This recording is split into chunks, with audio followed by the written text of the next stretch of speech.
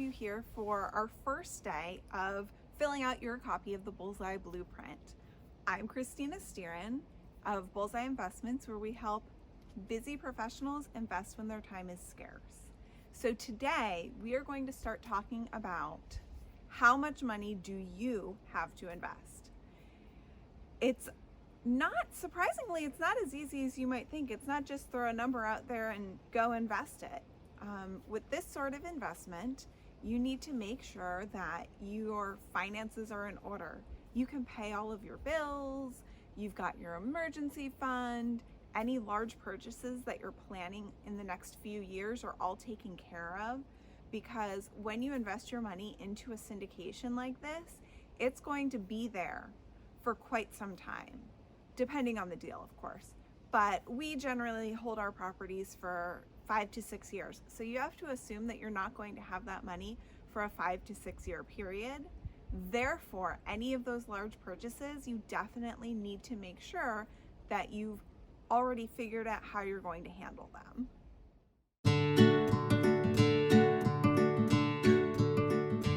Every syndication is going to have a minimum amount that they require you to invest. You can find that amount on the private placement memorandum, or the PPM as it's more commonly referred to. And it's going to vary depending on the deal and the syndicators, but generally speaking, you're looking at a minimum of about $25,000 to $100,000, with a lot of those deals falling at the $50,000 minimum range for being able to participate in the syndication and invest. Now, you might have $50,000 sitting in the bank going, all right, great, I know how much I have to invest. Where am I going to put it? You might have even more than that. It's really common when you're first getting into syndications to have a larger amount that you're only going to invest the minimum to see how it works with that syndicator. And the more comfortable you become, the more comfortable you might be putting more money into a single opportunity. That's up to you, and that's complete personal preference. Now, once you have figured out what that initial investment is going to be, it's a really good time to take a quick look at your finances and make sure you are not going to need that money to pay your bills, that you are not going to need that money for any emergency that might come up. You already have your emergency fund separate of it, and that you're going to be okay with however long the deal lasts, not having access to that money. So that length of hold time in a lot of cases is 5 or 6 years. If you need this money before that 5 or 6 year period, you are definitely going to want to make note of that and look for deals with a shorter hold time. While in a lot of really well-run syndications, the likelihood is that you'll get some of that money back when they refinance. In a lot of cases, they'll refinance earlier if they can. You just can't count on something like that happening.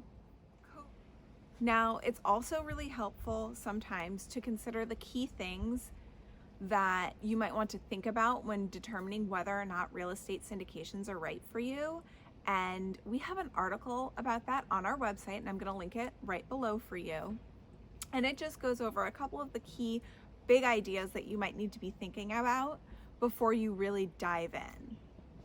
I'm sure you've already done that, but just in case, it is linked down below. Basically, the most important part is to figure out what number you're comfortable with, whatever that number is. That way, if you start getting opportunities that are way above that number, you're not wasting time going, oh, maybe not. Does this work for me? I'm really not sure. You already know you have this much to invest, you're comfortable putting this much in, and anything higher than that is those opportunities you don't even have to use your time looking at. You see that it's too much and it's just done until that perfect opportunity comes along. Now, if you're watching this going, I don't have $25,000 to invest, let alone $100,000, I commend you for being here. It's totally okay. Not everybody's quite ready financially to jump into syndications, even if they are starting to get prepared educationally. Keep learning, keep researching, work on that savings plan so that you can get that $25,000 ready to invest. And then you'll be ready. You'll be prepared when that time comes. And victory will be all the more sweeter when you invest in your first syndication, because you'll know you've put in the hard work to get there, saving and learning and being a savvy investor. And when that day comes, give us a call or go on our website and fill out the investor application. We would love to be a part of your investing journey, and we really look forward to seeing if what we offer is the right fit for you. All right, I hope this has clarified and helped you fill out the first section of your blueprint. Go ahead, jot down how much you have to invest on that section, and we will see you back here again tomorrow to talk about your goals.